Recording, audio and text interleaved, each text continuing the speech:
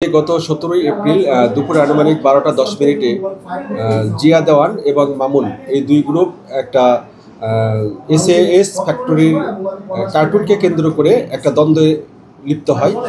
দ্বন্দ্ব থেকে তারা এক পর্যায়ে হাতাহাতি এবং তর্ক চলে যায় এবং এক পর্যায়ে জিয়া দেওয়ানের কাছে থাকা একটা অবৈধ পিস্তল সেটা দিয়ে সে খোলা মানে ফাঁকা শুটিং করে ফায়ার করে সে ওখানে ওই জায়গা থেকে পালিয়ে যায়।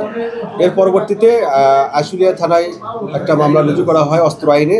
পরবর্তীতে ডিবি টিমের সাফল্যে তাকে আমরা গতকাল গাজীপুরের পুবাইল থানা থেকে গ্রেপ্তার করতে সক্ষম হই।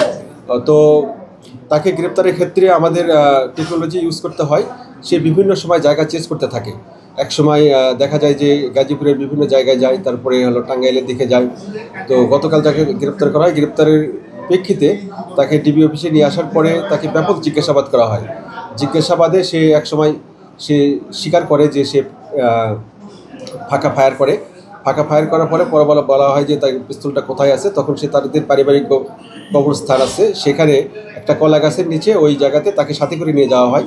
তখন তার দেখানো জায়গা মতে আমরা ওই জায়গা থেকে একটা পলিথিনে মোড়ানো যে পিস্তলটা ছিল সেই পিস্তলটা আমরা উদ্ধার করি এবং সেই পিস্তল লেখা আছে মেড ইন USA এবং যেটা হলো অনলি ইউজ ফর আর্মি এটা লেখা আছে এবং তার কাছ থেকে একটা ম্যাগাজিনও সেখান থেকে উদ্ধার করা হয় এবং তাকে 7 দিনের রিমান্ডের জন্য আবেদন দেওয়া হয়েছে এবং রিমান্ডে নিয়ে আসার পরে ব্যাপকভাবে তাকে জিজ্ঞাসাবাদে আরও জানা যাবে যে এর পিছনে কারিন্দর রয়েছে।